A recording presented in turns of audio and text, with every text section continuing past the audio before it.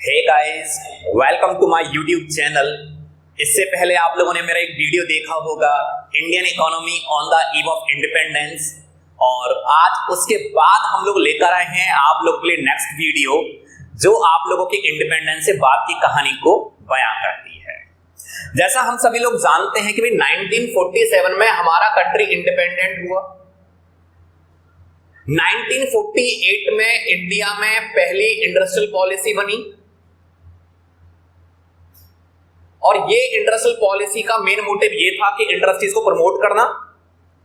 लेकिन ये industrial policy बहुत ज्यादा सक्सेसफुल नहीं हुई क्योंकि पब्लिक सेक्टर यानी कि कंपनीज और गवर्नमेंट के बीच में जो कोऑर्डिनेशन होना चाहिए था वो कोऑर्डिनेशन हो नहीं पाया, इसलिए ये वाली पॉलिसी बहुत ज्यादा सक्सेसफुल नहीं हुई। फिर 1956 में एक और इंडस्ट्रियल पॉलिसी बनी जिसको हम लोग आईपीआर इंडस्ट्रियल पॉलिसी रेजोल्यूशन 1956 कहते हैं। और इस पर्टिकुलर इंडस्ट्रियल पॉलिसी को बहुत ज्यादा नेम मिला, बहुत ज्यादा फेम मिला। इसके बाद भी पॉलिसीज बनती रही और फाइनली अब हम लोग 1991 वाली इकोनॉमिक पॉलिसी को हम लोग फॉलो करते हैं। लेकिन ये सारा कुछ था क्या, मैं आप लोगों को क्यों बता रहा हूं? चलिए हम लोग सीधा टॉपिक पर आते हैं। आज हम अपना टॉपिक स्टार्ट करते हैं 5 year plans in India, goals and achievements. इसको हम लोग इकोनॉमिक प्लानिंग के नाम से भी हम लोग बोलते हैं। अब चलिए हम लोग जानते हैं कि इसमें हम लोग क्या क्या चीजें देखने वाले हैं और क्या क्या चीजें हम लोग पढ़ने वाले हैं।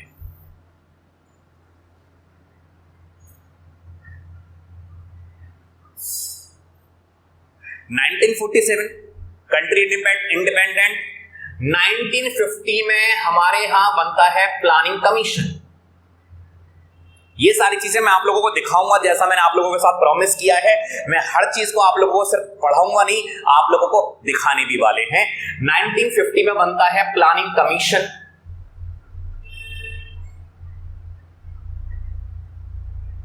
और हमारे यहां पहली 5 ईयर पॉलिसी बनती है 1951 में। जैसा कि आप लोग समझ रहे होंगे कि भाई 51 यानी 5 ईयर पॉलिसी, तो 1951 से लेकर 1956 तक हमारी बनती है फर्स्ट 5 ईयर प्लान। और ये वाला जो 5 ईयर प्लान था ये मेनली डेडिकेटेड था एग्रीकल्चरल सेक्टर के लिए। 1956 में हमारा फर्स्ट 5 ईयर प्लान खत्म हो जाता है। 1956 से जल्दी जल्दी बताइए कब एंड होने वाला है, 5 ईयर्स काउंट करिए।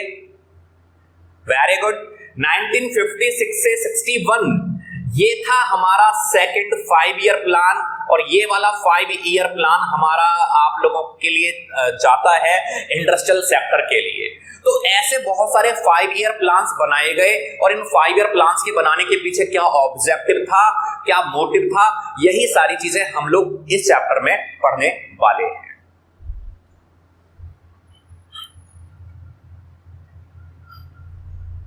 चलिए स्टार्ट करते हैं अपना टॉपिक।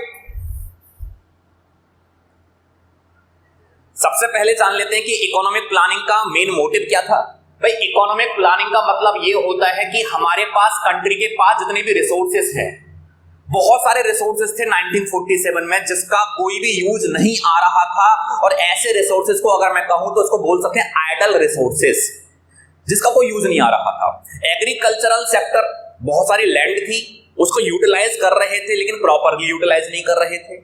इंडस्ट्रियल सेक्टर तो उस समय हमारे पास बहुत अच्छी कंडीशन में था ही नहीं। ऐसा नहीं था कि हमारे पास मैन पावर नहीं थी, हमारे पास ऐसे लोग तो थे जिनके पास टैलेंट था, बट उसको हम यूटिलाइज नहीं कर पा रहे थे। सर्विस सेक्टर के बारे में तो मैं कहूं ही क्या, इसको भी हम लोग देखेंगे अभी। तो हमारे पास बहुत सारे रिसोर्सेस ऐसे थे जिसको हम लोग यूटिलाइज नहीं कर पा रहे थे। अब इकोनॉमिक प्लानिंग के थ्रू हमने इन रिसोर्सेस को यूटिलाइज करना स्टार्ट कर दिया। किसके डेवलपमेंट के लिए? नेशन के डेवलपमेंट के लिए। इसी को कहा जाता है इकोनॉमिक प्लानिंग। चलिए स्टार्ट करते हैं, देखते हैं इस चैप्टर की बारीकियां।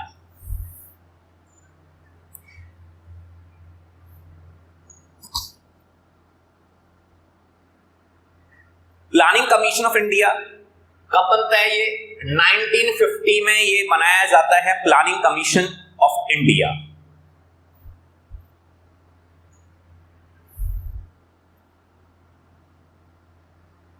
और प्लानिंग कमीशन ऑफ इंडिया के बाद हमारे यहां फर्स्ट 5 ईयर प्लान बनता है। 1950 में प्लानिंग कमीशन, ये बात याद रख लेना। और पहला 5 ईयर प्लान हमारे यहां बना 1951 से 1956 में। प्लानिंग कमीशन को लाने में, यानी प्लानिंग कमीशन की स्ट्रेटेजी को ड्राफ्ट करने में सबसे बड़ा कंट्रीब्यूशन पीसी महालानोबिस का। अब आप लोग सोच रहे होंगे भाई इनका मैंने यहां पिक्चर क्यों दिखाया हुआ है आप लोगों को। भाई ये तो हमारे पहले प्राइम मिनिस्टर हैं जिनका नाम है पंडित जवाहरलाल नेहरू।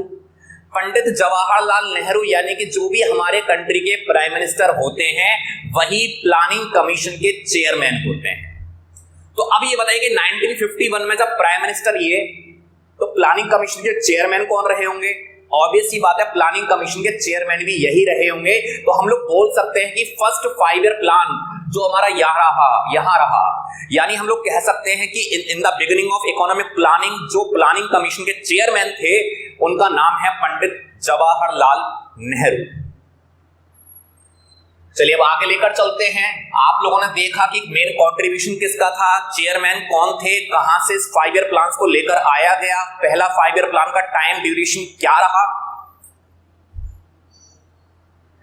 एक बारी हम इन सब चीजों पर एक बारी नजर डाल देते हैं, फिर हम लोग आगे बढ़ेंगे। कि भाई प्लानिंग कमीशन को सेटअप किया गया था 15 मार्च 1950 में। किसके सुपरविजन में? पीसी महालानोबिस के सुपरविजन में। चेयरमैन कौन थे? जैसा मैंने बताया कि कंट्री के जो प्राइम मिनिस्टर होते हैं वही चेयरमैन होते हैं। तो ऑब्वियस ही बात है फर्स्ट टाइम जो हमारे चेयरमैन थे वो थे Pandit Jawaharlal Nehru.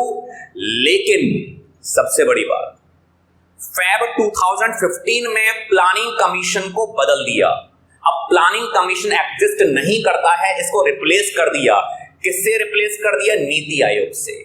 National institute for transforming India, एक ऐसा नेशनल इंस्टीट्यूट जिसका काम क्या है? ट्रांसफॉर्मिंग, यानी ट्रांसफॉर्मिंग का मतलब बदल देना। किसको बदल रहा है?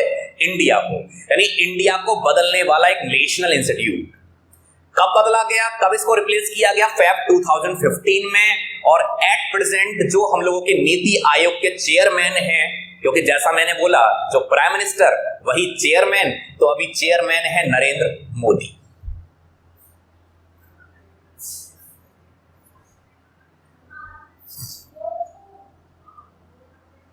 प्लानिंग कमीशन 15 मार्च 1950 एग्जिस्ट करता था, रिप्लेस किया फेब 2015 में। अब इसको कहा जाता है NITI Aayog, national institution for transforming India, यानी ऐसा इंस्टीट्यूट जिसका काम है इसको बदलना। किसको बदलना? इंडिया को बदलना।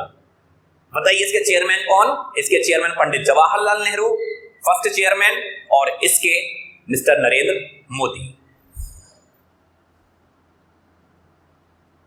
अब यहां हम लोग बात कर लेते हैं कि भाई प्लानिंग दो टाइप की होती है, एक होती है डायरेक्टिव प्लानिंग, एक होती है कॉम्प्रहेंसिव प्लानिंग। और सबसे पहले हम लोग लेकर चलते हैं अगली अपनी पिक पर, देन इसके बाद इसी पर वापस आएंगे कि डायरेक्टिव क्या होती है और कॉम्प्रहेंसिव प्लानिंग क्या होती है। आप इस पिक्चर को देखिए और इस पिक्चर को देखकर आप लोग अंदाजा लगाइए कि ये पिक्चर क्या रिफ्लेक्ट कर रही है। अरे हमें तो सिर्फ दो चीजें दिख रही हैं, एक डिमांड एक सप्लाई। इसी को बोलते हैं डायरेक्टिव प्लानिंग। डायरेक्टिव प्लानिंग में होता क्या है, पूरी इकोनॉमी चलती है डिमांड एंड सप्लाई के बेसिस पर, जिसको बोलते हैं मार्केट फोर्सेस के बेसिस पर। अरे क्या होता है ये मार्केट फोर्सेस? देखिए एक चीज ये है कि भाई किसी भी चीज के अगर मैं इस मार्कर को यूज कर रहा हूं और इसके अगर रेट डिसाइड कर रही है, इसके प्राइस डिसाइड कर रही है गवर्नमेंट, तो एक अलग कॉन्सेप्ट हो गया। लेकिन यहां ऐसा नहीं हो रहा, यहां चीजों के रेट डिसाइड हो रहे हैं on the basis of demand and supply. Simple सी बात, जिस चीज की डिमांड ज्यादा होगी उसके प्राइसेस भी ज्यादा होंगे, और जिसकी डिमांड कम होगी उसके प्राइसेस भी कम होंगे। सेम कॉन्सेप्ट सप्लाई के साथ, बट थोड़ा अपोजिट तरीके से चलता है कि जिसकी सप्लाई ज्यादा होगी उसके प्राइसेस कम होते हैं, क्योंकि जो मार्केट में बहुत ज्यादा अवेलेबल है उसके प्राइसेस तो कम होंगे। जिसकी सप्लाई कम होती है उसके प्राइसेस ज्यादा होते हैं। तो सिंपल सी बात मैं बोलूं, डायरेक्टिव प्लानिंग वो प्लानिंग होती है जो मार्केट फोर्सेस पर चलती है। दूसरी सबसे बड़ी बात, डायरेक्टिव प्लानिंग नाम से पता लग रहा है डायरेक्शन देना। भाई ऐसा है, कुछ लोग बड़े समझदार टाइप के होते हैं, उनको सिर्फ डायरेक्शन दे दो, ऐसे ऐसे करना है, खुद से करना है, स्टार्ट कर देंगे, उनको उंगली पकड़ कर नहीं चलाना पड़ता।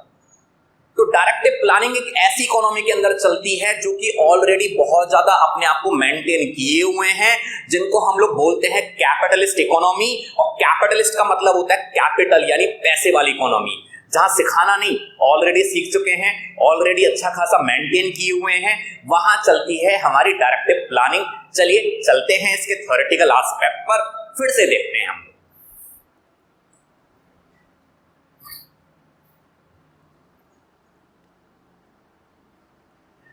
डायरेक्टिव प्लानिंग का मतलब क्या होता है कि ऐसी कोई भी प्लानिंग जो किसके बेसिस पर चल रही है, डिमांड एंड सप्लाई के बेसिस पर चल रही है, और ऐसी प्लानिंग जहां पर state of equilibrium, state of equilibrium का मतलब क्या होता है कि रेट कैसे डिसाइड होंगे, किसके बेसिस पर, डिमांड एंड सप्लाई के बेसिस पर। ऐसी प्लानिंग जिसमें गवर्नमेंट का डायरेक्टली कोई भी पार्टिसिपेशन नहीं होता है, इसको बोलते हैं डायरेक्टिव प्लानिंग। और डायरेक्टिव प्लानिंग हमारी फॉलो की जाती है मोस्टली इन कैपिटलिस्ट इकोनॉमी या फिर डेवलप्ड इकोनॉमी के अंदर इसको फॉलो किया जाता है। अब चलते हैं अगले टॉपिक पर, देखते हैं दूसरे टाइप की प्लानिंग आखिर कौन सी है।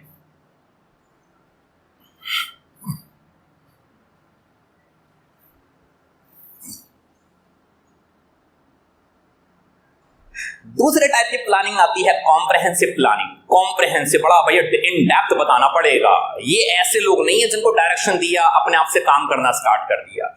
याद करिए अपना बचपन, जब आप घर से बाहर निकलते थे तो पेरेंट आपको बताते थे भाई रोड के इस साइड चलना है, ऐसे चलना है, जब खाली रोड हो जाए तब आपने सड़क पार करना है। इसको बोलते हैं कॉम्प्रहेंसिव, यानी आपको हर एक बात बताकर भेजा जाता था। लेकिन आप सोचिए कि अब आप स्कूल जाते हैं, आप लोग ट्यूशन जाते हैं, क्या आपके पेरेंट्स अभी भी आपको ये गाइड करते हैं? नहीं। क्यों नहीं करते? क्योंकि आप सब सारी बातें आप जान चुके हैं, वहां डायरेक्शन देने से काम चल जाएगा कि भैया ये चीज तुम्हारे लिए अवेलेबल करा दी, अब खुद से करिए। कॉम्प्रहेंसिव प्लानिंग वो होती है जहां गवर्नमेंट का डायरेक्टली पार्टिसिपेशन होता है। गवर्नमेंट पूरी तरह से पार्टिसिपेशन करेगी कि भैया कंट्री के डेवलपमेंट में। इंडिया में भी कॉम्प्रहेंसिव प्लानिंग चलती है, सिखाया जाता है, लोगों को मैसेज किए जाते हैं, लोगों को फोन कॉल किए जाते हैं भाई वैक्सीनेशन जरूरी है, इसके बाद फिर वैक्सीनेशन लगाया भी जाता है। तो यहां तो गवर्नमेंट का पूरा पूरा कॉन्ट्रीब्यूशन यानी पूरा पूरा रोल जरूरी है। इसी को बोलते हैं कॉम्प्रहेंसिव प्लानिंग, जहां गवर्नमेंट का डायरेक्टली आप लोगों का रोल होता है किसी भी कंट्री के ग्रोथ एंड डेवलपमेंट के लिए। और मैं यहाँ थोड़ी सी बात को यहाँ एक्सप्लेन कर दूं, कॉम्प्रहेंसिव प्लानिंग सोशलिस्ट इकोनॉमी में भी फॉलो की जाती है, और साथ में आप लोगों को मिक्स्ड इकोनॉमी जैसे कि इंडिया, यहां पर भी इसको फॉलो किया जाता है।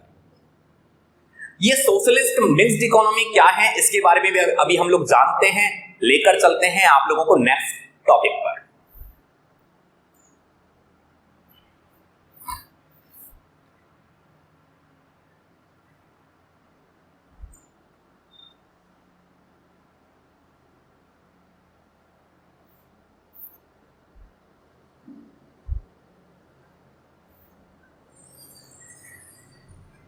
आप इस पिक्चर को देखिए और अंदाजा लगाइए यहां क्या हो रहा है। रूल्स बनाए जा रहे हैं और कंप्लायंस यानी उनको फॉलो भी कराया जा रहा है, पॉलिसीज बनाई जा रही हैं।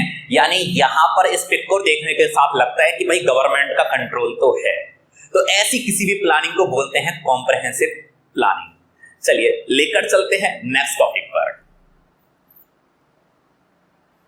अब हम लोग बात कर लेते हैं टाइप्स ऑफ इकोनॉमीज के बारे में, जो कि हमारी 3 टाइप की होती हैं, capitalism economy, socialist economy and another is mixed economy. ये क्या है? कैपिटलिस्ट, नाम से पता लग रहा है, कैपिटल कहते हैं भाई पैसे वाली इकोनॉमी, जहां पैसे पैसा होता है उसको बोलते हैं कैपिटलिस्ट इकोनॉमी। और सोशलिस्ट वो होती है जहां गवर्नमेंट का पूरा पूरा कंट्रोल होता है, भाई ऐसे कैसे वैसे कैसे, उसको बोलते हैं सोशलिस्ट इकोनॉमी। इंडिया में अगर देखा जाए तो इन दोनों के मिक्सचर वाली एक इकोनॉमी चलती है जिसको बोलते हैं मिक्स्ड इकोनॉमी, जहां गवर्नमेंट का भी कंट्रोल होता है और कुछ हद तक फ्रीडम भी दी जाती है कंपनीज को अपना बिजनेस करने के लिए। चलिए समझते हैं इन सभी चीजों को एक एक करके। सबसे पहले बात कर लेते हैं कैपिटलिस्ट इकोनॉमी के बारे में, या कैपिटलिज्म। अरे भाई पैसे ही पैसा, यहाँ तो पैसे ही पैसा। ऐसी ही कुछ टाइप की इकोनॉमी होती है कैपिटलिज्म इकोनॉमी, जहां ऐसी इकोनॉमी जहां वहां अच्छा खासा पैसा होता है, जहां अच्छा खासा प्रॉफिट के लिए काम किया जाता है, इसको बोलते हैं कैपिटलिज्म इकोनॉमी। चलिए समझते हैं इसको भी थ्योरेटिकल एस्पेक्ट के थ्रू। कैपिटलिस्ट इकोनॉमी इसको कहा जाता है जहां ये डिसीजन, कौन से डिसीजन, क्या बनाना है, क्या बनाना है, कंज्यूमर गुड्स या कैपिटल गुड्स, कैसे बनाना है। भाई कैसे बनाने की दो टेक्निक होती है, लेबर इंटेंसिव या कैपिटल इंटेंसिव। मैं आप छोटा छोटा लिख देता हूं, लेबर या कैपिटल। अभी लेबर इंटेंसिव टेक्निक क्या होती है, कैपिटल इंटेंसिव टेक्निक क्या होती है। भाई लेबर इंटेंसिव के अंदर लेबर को ज्यादा यूज करते हैं, छोटी छोटी इंडस्ट्रीज इसी को फॉलो करती हैं, लेबर ज्यादा यूज करती हैं अपनी चीजों को बनाने के लिए, क्योंकि उनके पास पैसा नहीं होता। और एक दूसरी टाइप की होती है कैपिटल इंटेंसिव। कैपिटल इंटेंसिव का मतलब ये है कि जो मशीनों से प्रोडक्शन करती हैं, इसको बोलते हैं capital intensive technique of production. क्या बनाना है, कंज्यूमर गुड्स। अब कंज्यूमर गुड्स कौन सी, जिसको हम लोग यूज करते हैं, मार्कर हो गया, मोबाइल फोन हो गया, ये सारी चीजें कंज्यूमर गुड्स है। और दूसरी होती है हमारी कैपिटल गुड्स, जिसको एक इंडस्ट्री यूज करती है, जैसे कि मशीन, इसको बोलते हैं कैपिटल गुड्स। क्या बनाना है, कैसे बनाना है, और तीसरी बात किसके लिए बनाना है, हम चीजें किसके लिए बनाना चाहते हैं, रिच के लिए या फिर पुअर सेक्शन के लिए, गरीबों के लिए या अमीर सेक्शन के लिए, किसके लिए बनाना चाहते हैं। ये सारे डिसीजन यहां लेती हैं एक प्राइवेट इंडिविजुअल्स। प्राइवेट इंडिविजुअल्स का मतलब सिर्फ हम जैसे लोग, इसी को बोलते हैं कैपिटलिस्ट इकोनॉमी। अब एक बात बताएगा कि यहां गवर्नमेंट का कंट्रोल तो होता नहीं है कैपिटलिस्ट इकोनॉमी के अंदर। कैपिटलिस्ट इकोनॉमी में कंप्लीटली फ्रीडम दिया जा रहा है, क्या बनाना है, कैसे बनाना है और किसके लिए बनाना है। तो मुझे ये बात बताइएगा कि मेरे पास एक मोबाइल फोन है, मैं इसको सेल करना चाह रहा हूं, पुराना मोबाइल फोन है, मैं इसको रीसेल करना चाह रहा हूं। अब मुझे बताएगा कि मैं अपना मोबाइल फोन किसको सेल करूं, जो मुझे ज्यादा प्राइस देने के लिए तैयार है या जो मुझे कम प्राइस देने के लिए तैयार है। ऑब्वियस सी बात है, मैं उसको सेल करूंगा जो मुझे हायर प्राइस यानी ज्यादा प्राइस देने के लिए तैयार है। और कैपिटलिस्ट इकोनॉमी के अंदर यही होता है कि चीजें उनके लिए प्रोड्यूस की जाती हैं, किसके लिए, रिचर सेक्शन के लिए, जो हमें ज्यादा प्राइस देने के लिए तैयार है। और ऑब्वियस सी बात है, इसका जो मेन मोटिव होता है वो होता है प्रॉफिट को अर्न करना, earn more and more profit. Government का कंट्रोल नहीं है। ऐसी इकोनॉमी कहां चलती है, अब आप लोग मुझसे पूछेंगे भाई ऐसी इकोनॉमी चलती है यूएस में, डेवलप्ड कंट्री है, वहां ऐसी इकोनॉमी चलती है, गवर्नमेंट का उतना कंट्रोल नहीं है, इसी को बोलते हैं कैपिटलिस्ट इकोनॉमी। अब जान लेते हैं कि कैपिटलिस्ट इकोनॉमी के क्या एडवांटेजेस हैं और क्या आप लोगों के डिसएडवांटेजेस हैं। एक एक कर हम लोग लेकर चलते हैं आप लोगों को। भाई कैपिटलिस्ट इकोनॉमी, सिंपल सी बात, गवर्नमेंट का कंट्रोल नहीं, मैं जिसके लिए बनाना चाहूं चीजें उसके लिए बनाऊंगा, पूरी फ्रीडम दी जा रही है, तो ऑब्वियस सी बात है प्रॉफिट मैक्सिमाइजेशन होने वाला है। और ऐसी इकोनॉमी जहां गवर्नमेंट का इंटरफेयर कम हो, तो मुझे बताइएगा कि कंपनी वहां ज्यादा सेटअप करना चाहिए अपने बिजनेस को, कि जहां गवर्नमेंट का इंटरफेरेंस ज्यादा है या वहां पर जहां कम है। ऑब्वियस सी बात है जहां कम है वहां सेटअप करना चाहती हैं, और ऐसी इकोनॉमी में होती है जीडीपी ग्रोथ। लेकिन डीमेरिट क्या है, क्या सोसाइटी के लिए काम करेंगी ये सारी कंपनीज? अरे क्यों करें, जब प्रॉफिट कमाने के लिए मिल रहा है तो क्यों करें। तो यहां ऐसी इकोनॉमी के अंदर सोसाइटी के इंटरेस्ट को यानी सोशल वेलफेयर को इग्नोर किया जा रहा है। ये हमारी डीमेरिट है कैपिटलिस्ट इकोनॉमी की। चलिए लेकर चलते हैं अगले टाइप की इकोनॉमी, जिसका नाम है सोशलिस्ट इकोनॉमी। और ये इकोनॉमी कैपिटलिस्ट के जस्ट अपोजिट है। कैसे, समझते हैं।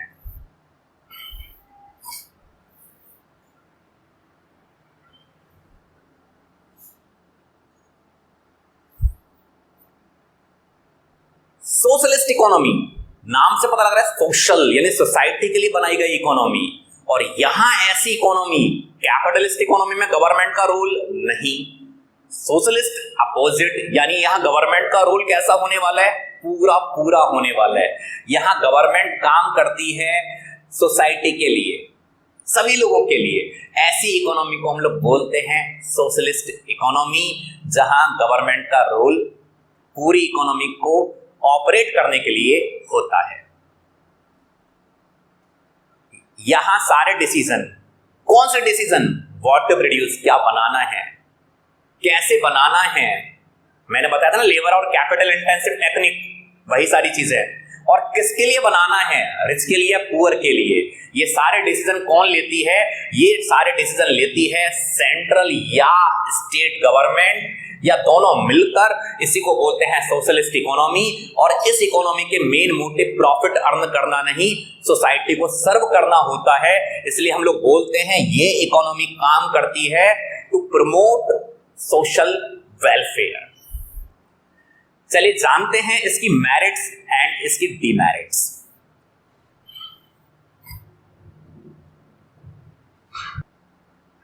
जानते हैं सोशल इकोनॉमी की मेरिट। ऑब्वियसली बात, एक बात बताएगा कि यहां काम किसके लिए किया जा रहा है, प्रॉफिट के लिए या सोसाइटी के लिए? सोसाइटी के लिए ना। इसलिए इस इकोनॉमी का मेन मोटिव होता है इक्वालिटी प्रमोट करना या फिर सोशल वेलफेयर के लिए काम करना, यानी सोशल जस्टिस के लिए काम करना, ये इसकी मेरिट होती है। लेकिन यहां पर गवर्नमेंट का पूरा पूरा कंट्रोल होता है, बिल्कुल एक तरह से हम कह सकते हैं डंडा लेकर खड़ी हुई है गवर्नमेंट, है ना, बड़ा फाइलिंग वर्क ये सब। तो ऐसी कंडीशन में क्या कोई भी कंपनी ऐसे कंट्री या ऐसी इकोनॉमी में सेटअप होना चाहेगी?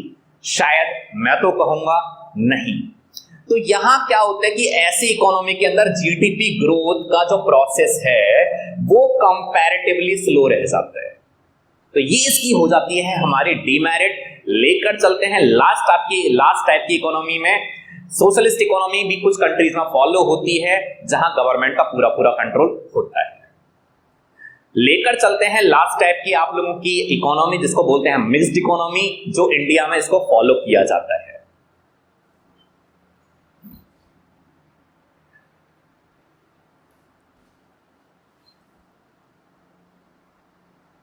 मिक्स्ड इकोनॉमी, इसमें दोनों की मेरिट आ जाती है। कुछ डिसीजन कौन लेने वाली है? Private individuals. जैसे कि कैपिटलिस्ट इकोनॉमी में होता था प्राइवेट इंडिविजुअल्स, कौन? कंपनी खुद। और कुछ डिसीजन लेने वाली है गवर्नमेंट, और यहां दोनों का ही कंट्रीब्यूशन होता है, प्राइवेट सेक्टर का भी और साथ में पब्लिक सेक्टर का भी। इसी को बोलते हैं मिक्स्ड इकोनॉमी। जब हमारे यहाँ इंडिया इंडिपेंडेंट हुआ तो बड़ा कंफ्यूजन था कि कौन सी टाइप की इकोनॉमी को फॉलो किया जाए। कैपिटलिस्ट, उसकी अपनी खुद की मेरिट डीमेरिट, प्रॉफिट के लिए काम करेंगे लेकिन सोसाइटी को इग्नोर करेंगे। सोशलिस्ट, भाई यहां होने क्या वाला है, सोसाइटी का ध्यान में रखेंगे लेकिन जीडीपी ग्रोथ नहीं होने वाली है। भाई फिर फाइनली डिसाइड हुआ भाई हम दोनों इकोनॉमी के साथ नहीं जाते हैं, हम दोनों के मिक्सचर के साथ जाते हैं, जिसको कहा गया मिक्स्ड इकोनॉमी। और इंडिया फॉलो करता है mixed economy.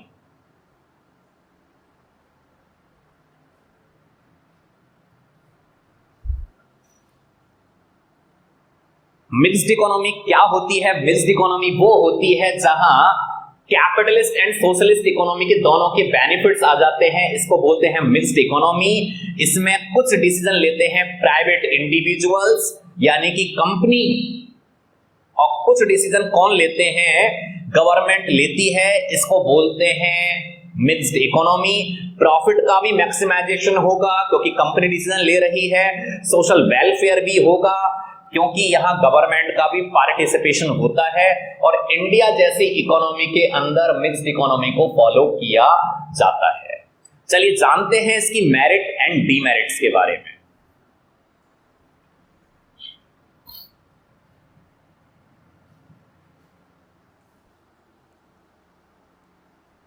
Merit, GDP growth होगी लेकिन सोशल वेलफेयर के साथ। डीमेरिट की बात कर रहे हैं तो भाई जहां गवर्नमेंट सेक्टर होता है वहां इनएफिशिएंसी या करप्शन कई बार वहां होता है, इसलिए इसकी बन जाती है डीमेरिट।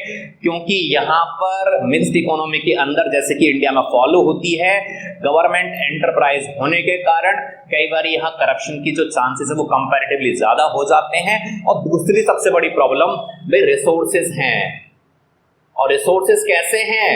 लिमिटेड। अब मुझे बताइएगा कि क्या आपके पास मनी अनलिमिटेड है? शायद कहोगे नहीं। और ये रिसोर्सेस प्राइवेट सेक्टर को दें या फिर पब्लिक सेक्टर को, इन दोनों के बीच में भी कई बार कॉन्ट्राडिक्शन हो जाता है। अब आ चुके हैं इस चैप्टर के सबसे ज्यादा जरूरी वाले पार्ट पर, जिस पर्टिकुलर ऑब्जेक्टिव के लिए इस चैप्टर को पढ़ा जा रहा है उसका नाम है लॉन्ग टर्म गोल्स या लॉन्ग टर्म ऑब्जेक्टिव्स। चलिए एक बारी हम लोग बात कर लेते हैं कि ये सारा कॉन्सेप्ट है क्या। जैसा मैंने आप लोगों को बताया है 15 मार्च 1950 क्या बनता है, प्लानिंग कमीशन बनता है भाई, प्लानिंग कमीशन।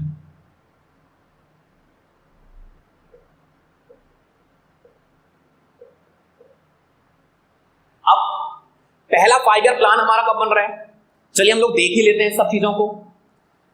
प्लानिंग कमीशन 15 मार्च 1950, फर्स्ट 5 ईयर प्लान हमारा 1951 से 56, जिसका मेन मोटिव क्या रहा, 5 ईयर प्लान्स आप लोग आसानी से कैलकुलेट कर सकते हैं। First 5 year plan agricultural sector को प्रमोट करना, second 5 year 56 plus 5 years 61, third 5 year plan 61 से 66। अब आप लोग बोलेंगे भाई यहां तो 5 ईयर्स नहीं दिख रहे हैं, 66 से 69, भाई ये क्या कॉन्सेप्ट था। बनाए तो ये 5 ईयर प्लान ही गए थे, लेकिन जो हमारी 5 ईयर प्लान सक्सेसफुली नहीं चल पाए उनको बीच में ही रोक दिया गया। अब उन्हीं प्लान को कहा जाता है 3 ईयर प्लान, 2 ईयर प्लान या 1 ईयर प्लान। ऐसे प्लान, जैसे ऑब्वियस सी बात है, जब हम कोई अपने प्लानिंग करते हैं, लग रहा है सक्सेसफुली नहीं चल रही है, और जब हम इसको बीच में ही रोक देते हैं तो 5 ईयर्स तो नहीं होगा ना, जितने टाइम पीरियड में उसको खत्म किया उसको वही प्लान का नाम दे दिया। अब बात करते हैं लॉन्ग टर्म ऑब्जेक्टिव्स की, फिर हम इसी स्लाइड पर लौट कर आते हैं।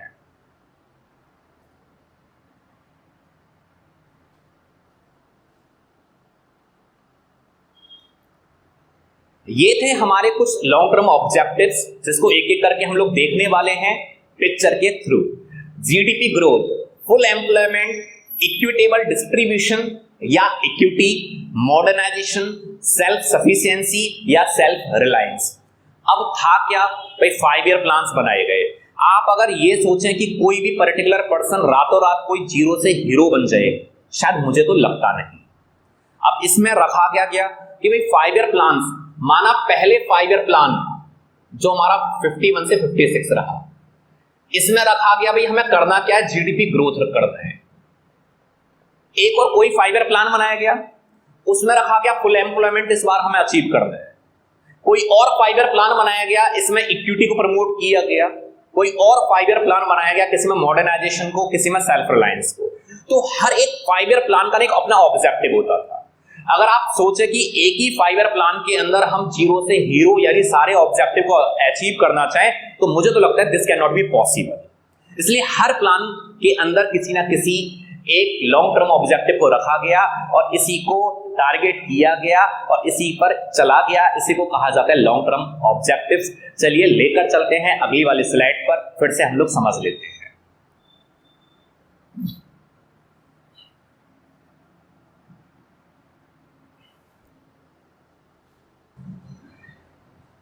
ये बात मैं ऑलरेडी आप लोगों को बता चुका हूं कि ये 3 ईयर प्लान क्यों था, क्योंकि इस प्लान को बीच में ही रोक दिया गया था, इसलिए इसको 3 ईयर प्लान का नाम दिया गया।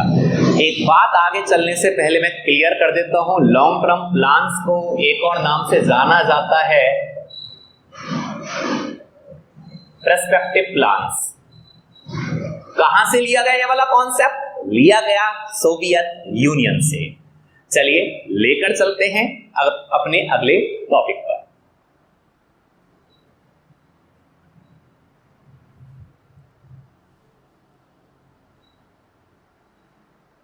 जो हम लोगों ने अभी 5 इयर्स प्लान के ऑब्जेक्टिव पढ़े, जीडीपी ग्रोथ, इसके अलावा full employment, equity, modernisation, self reliance, उनको हम लोग समझ रहे हैं यहां एक एक पिक्चर के थ्रू। जीडीपी ग्रोथ इस तरह से कुछ। अब जीडीपी ग्रोथ का मतलब क्या होता है मैं एक बार अच्छे से बता देता हूं। अगर वीडियो थोड़ा लंबा भी हो तो मेरा मोटिव ये रहेगा कि एक एक बात को अच्छी तरह से उसको समझा देना। जीडीपी भाई हम लोगों ने मैंने कभी पूछता हूं भाई जीडीपी का मतलब क्या होता है, तो अक्सर मेरे सामने आता है कि भाई GDP stand for gross domestic product. भाई ये तो इसकी फुल फॉर्म हुई, इसका मीनिंग तो अभी भी निकल कर नहीं आया। चलिए इसका मीनिंग निकालते हैं हम लोग। ग्रॉस यानी टोटल डोमेस्टिक, घरेलू, और घरेलू मेरा घर तो मेरा कंट्री है भाई, तो इसका मतलब हुआ विद इन द कंट्री, मेरे लिए डोमेस्टिक जो है। और प्रोडक्ट का मतलब हो गया प्रोडक्शन। तो ऐसा प्रोडक्शन जो कहां हो रहा है, विद इन द कंट्री हो रहा है, इसी को जीडीपी कहा जाता है। तो जीडीपी ग्रोथ हमारा ऑब्जेक्टिव के अंदर ये था कि हमें अपने कंट्री के अंदर करना क्या है, मोर एंड मोर गुड्स को प्रोड्यूस करना है विद इन द कंट्री, इसी को जीडीपी ग्रोथ कहा गया। अब चलते हैं नेक्स्ट अपने ऑब्जेक्टिव पर, उसको भी समझते हैं।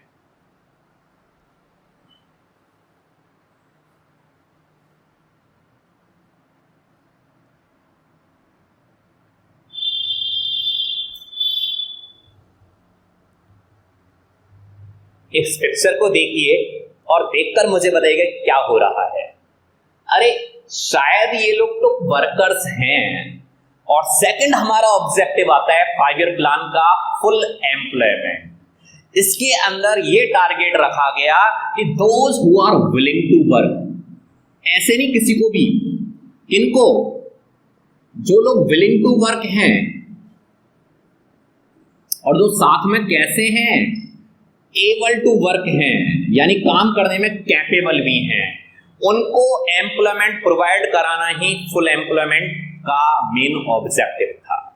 अब लेकिन मैं यहां एक बात क्लियर कर दूं कि भाई इसको हम लोग बोल सकते हैं those who are willing to work, able to work, if they are getting work, उनको अगर काम मिल रहा है तो उसी को कहा जाता है फुल एम्प्लॉयमेंट। इन दोनों को क्या मिलना चाहिए, इनको गेटिंग वर्क भी होना चाहिए। अब फुल एम्प्लॉयमेंट का कहीं पर भी मतलब आप लोगों का जीरो अनएम्प्लॉयमेंट नहीं है। क्यों? हर इकोनॉमी के अंदर कुछ ना कुछ नेचुरल रेट ऑफ अनएम्प्लॉयमेंट होता ही है। Natural rate of unemployment. अब आप कहेंगे भाई नेचुरल रेट ऑफ अनएम्प्लॉयमेंट का मतलब क्या है?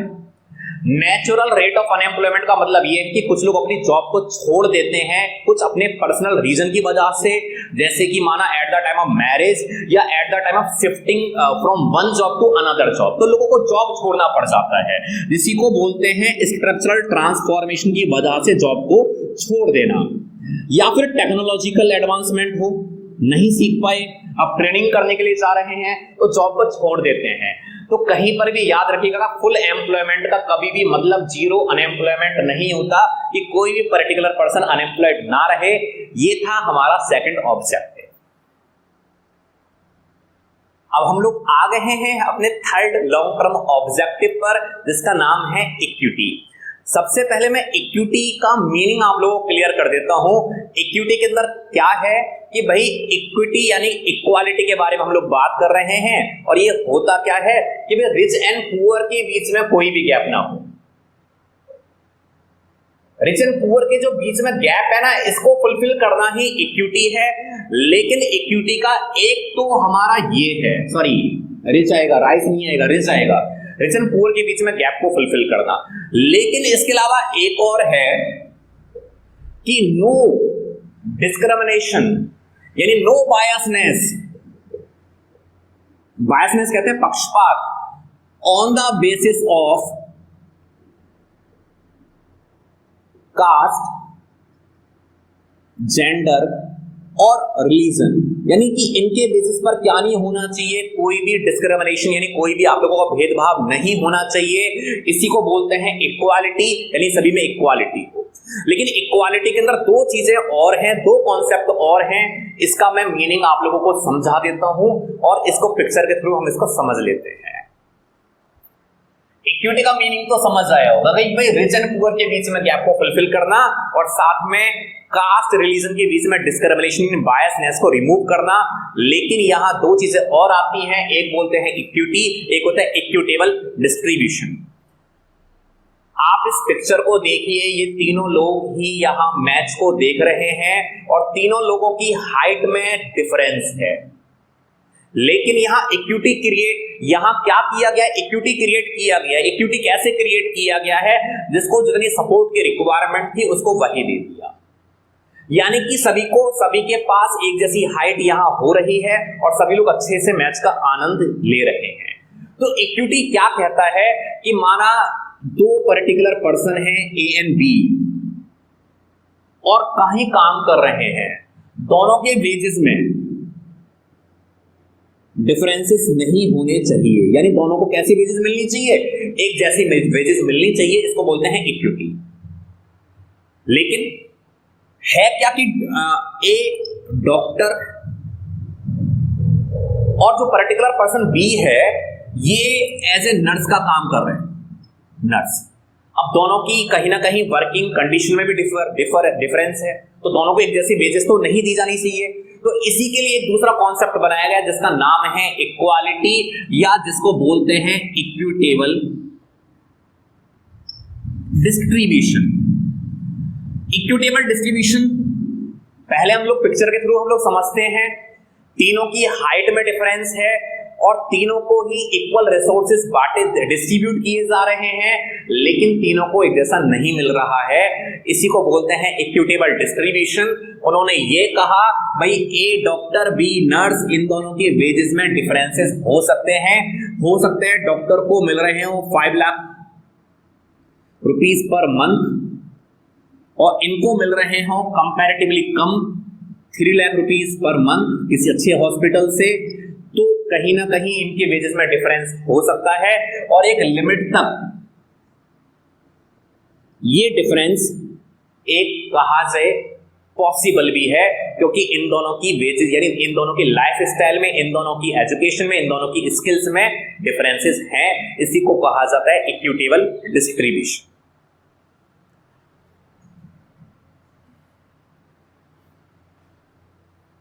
चलिए लेकर चलते हैं अपने नेक्स्ट ऑब्जेक्टिव की तरफ, जिसका नाम है मॉडर्नाइजेशन, और समझते हैं। अगर मॉडर्नाइजेशन नाम से समझ आ रहा होगा, मॉडर्न यानी साइंटिफिक एडवांसमेंट, साइंटिफिक इंप्रूवमेंट्स, इसी को कहा जाता है आप लोगों का मॉडर्नाइजेशन। लेकिन मॉडर्नाइजेशन के अंदर हमारी दो चीजें हैं, एक तो साइंटिफिक एडवांसमेंट यानी कि चीजों को जो हमें बनाना है आउटडेटेड टेक्नोलॉजी से, कौन सी वाली टेक्नोलॉजी पर हमें चलते चले जाना है, हमें इनोवेटिव टेक्नोलॉजी पर चलते चले जाना है, इसको कहा गया आप लोगों का मॉडर्नाइजेशन। लेकिन मॉडर्नाइजेशन के अंदर हमारी दो चीजें हैं, एक तो साइंटिफिक इंप्रूवमेंट, और आप इस पिक्चर को देखकर अंदाजा लगा चुके होंगे कि इसमें हम लोग बात कर रहे हैं वुमेन एम्पावरमेंट के बारे में।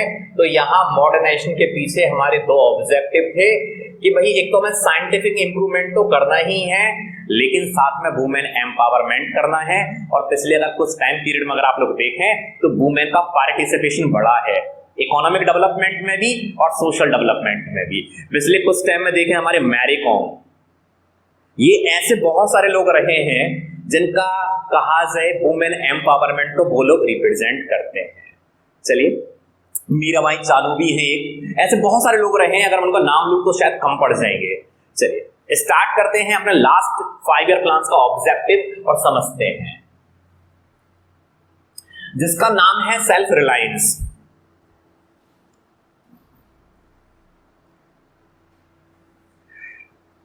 इस पिक्चर को देखिए और अंदाजा लगाने की कोशिश करिए कि हम क्या बात कर रहे हैं। हम लोग बात कर रहे हैं 1965 में इंडियन पाकिस्तान के बीच में होने वाले वॉर की। इंडियन पाकिस्तान के बीच में वॉर हुआ, कब हुआ? 1965 में। और उस समय ना दोनों ही कंट्री फूड ग्रेन के लिए डिपेंडेंट किस पर थे? यूएस पर थे। हम लोग एग्रीकल्चरल कंट्री थे, लेकिन हम अभी भी फूड ग्रेन के लिए डिपेंडेंट थे, किस पर? यूएस पर। अब यूएस हम लोगों को फूड ग्रेन की सप्लाई करता था, वॉर हुआ, यूएस ने फूड ग्रेन की सप्लाई करने से मना कर दिया और कहा इस वॉर को इमीडिएटली इसको रोक दिया जाए। तो उस समय इंडिया को रियलाइज हुआ कि भाई फ्यूचर में भी ऐसी वाली प्रॉब्लम हो सकती है। क्या हो सकती है कि भाई अगर हम लोग सेल्फ सफिशिएंट नहीं हुए तो आने वाले टाइम में हमें कोई भी धमका सकता है। इसलिए इंडिया को रियलाइज हुआ कि अभी हमें क्या करना है, फूड ग्रेन में सेल्फ सफिशिएंट होना है, और यही हमारा 5th लॉन्ग टर्म ऑब्जेक्टिव है। चलिए इसको देखते हैं एक और पिक्चर के थ्रू।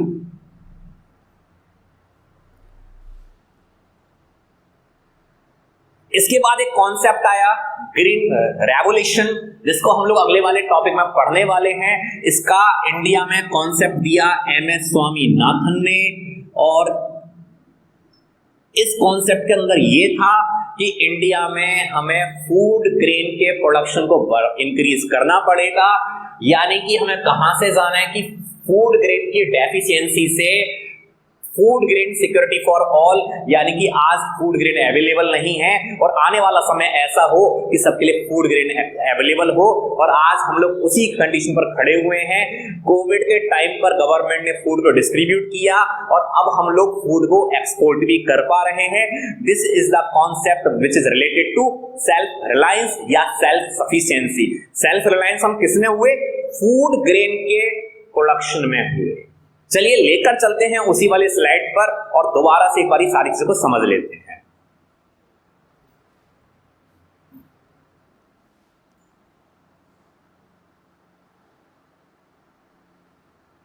हम इन चीजों के बारे में बात कर रहे थे, long term objectives. GDP growth increase करना है, यानी प्रोडक्शन करना है with in the country more and more. और दूसरी बात हम लोग बात कर रहे थे फुल एम्प्लॉयमेंट के बारे में। भाई जो लोग, आप लोगों ने एक पिक्चर को देखा होगा कि कुछ लोग वर्कर्स वहां खड़े हुए थे, जो विलिंग हैं, जो एबल हैं, उनको क्या करना है? उनको एम्प्लॉयमेंट प्रोवाइड कराना है। लेकिन फुल एम्प्लॉयमेंट का मतलब जीरो अनएम्प्लॉयमेंट नहीं होता, क्योंकि कुछ लोग अपनी मर्जी से जॉब को ड्रॉप कर देते हैं या कुछ अपने पर्सनल रीजन की वजह से। इक्विटेबल डिस्ट्रीब्यूशन, इक्विटी को हमने समझा। डिस्क्रिमिनेशन नहीं होना है कास्ट जेंडर के बेसिस पर। रिच एंड पुअर के बीच में गैप को फुलफिल करना है। इक्विटी ये कहता है कि भाई सबको कैसे वेजेस? Same wages. अरे पॉसिबल ही नहीं है सबको सेम वेजेस देना, क्योंकि सब लोगों की स्किल भी एक जैसी नहीं है। इक्विटेबल कहता है some difference can be allowed. भाई कुछ डिफरेंस तो वेजेस में अलाउड है। क्यों? स्किल में अंतर है भाई। मॉडर्नाइजेशन, दो चीजें, टेक्नोलॉजी एडवांसमेंट और साथ में क्या? Women empowerment. ये दो चीजों को प्रमोट कर रहा था, ये भी हम लोगों ने देखा अभी। और लास्ट सेल्फ रिलायंस हमें किसमें होना था? फूड ग्रेन के प्रोडक्शन में। क्योंकि 1965 की कंडीशन को देखने के बाद हम लोग समझ चुके थे कि फूड ग्रेन में सेल्फ सफिशिएंट नहीं हुए तो फ्यूचर में भी ऐसी कंडीशन आ सकती है। ये थे हमारे लॉन्ग टर्म ऑब्जेक्टिव्स जो हमारे बनाए गए थे, जिसको प्रेस्क्रिप्टिव प्लान भी कहा जाता है। चलिए हम लोग समझते हैं कि इसके बाद इस वाले टॉपिक में और क्या क्या है। अगर आप लोगों को मेरी वीडियो अच्छी लगी हो तो मेरे चैनल को सब्सक्राइब करिएगा, लाइक करिएगा, शेयर करिएगा, कमेंट कर बताइएगा कि आपने इसमें क्या सीखा। और लास्ट, मेरी वीडियो को देखने के लिए आप लोगों को बहुत बहुत thank you. All the best. मिलते हैं अपनी नेक्स्ट वीडियो में, वेट करिएगा। Thank you.